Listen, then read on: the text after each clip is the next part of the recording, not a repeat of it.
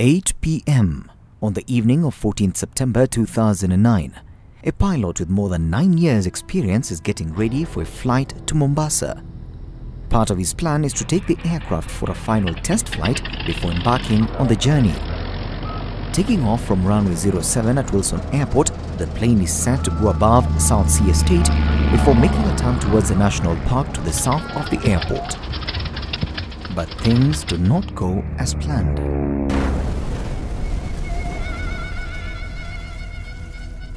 On the thought of this would be the last touch and go and then set course to Mombasa, I had a technical. After takeoff, I decided to keep my aircraft straight all after the takeoff, which I normally see during the daytime, that it is an open place and it is safe to actually crash land there.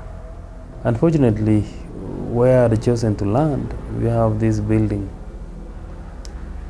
which constructions rather, which are built of the runway or in front of the runway. It is on this man-made mound of soil that Chepkwony finally managed to crash land his plane. This place is barely 200 meters from where Wilson Airport's runway 07 terminates, and behind me you can see houses still under construction. Now, what the distressed pilot was hoping for was an open space where he could hopefully maneuver and land his plane safely. What he didn't know, however, was that it was a construction site full of building material. His plane burst into flames on impact. Emergency services at the airport were immediately dispatched to the site of the crash to put out the fire and hopefully evacuate the injured to safety. But there was a problem. Despite the plane crashing only meters outside the airport's perimeter fence, the emergency access route on that side of Wilson had been blocked by human settlement. But they would see fire in about 200 meters from where they are. But to access where I am, it would have taken them almost 2 hours to come to the place.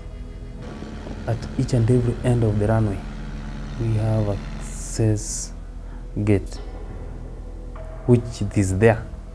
But still, immediately after the gate, you cannot access to the place because of the human activities, which is all after the airport, around the airport, that is.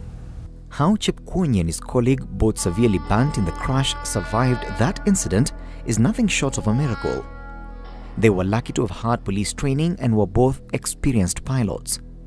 But not everyone that flies a plane out of Wilson Airport has that kind of experience. And with the record of Wilson, which we have so many young pilots coming up, we've had several incidents and aircraft crashes at an open field, which you normally say it is a national park. And no one has died. And at no one time we have had fire on impact, simply because the place is open.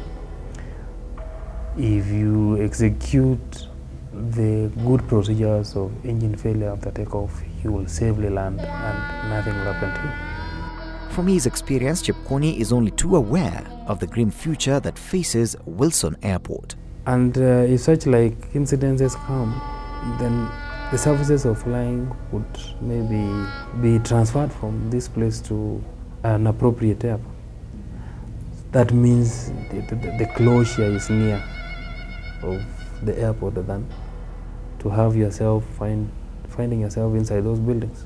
On the final part of Dying Wilson, we try to get to the authorities who are responsible for the safety, security and overall management of all airports in Kenya in our quest to save Wilson.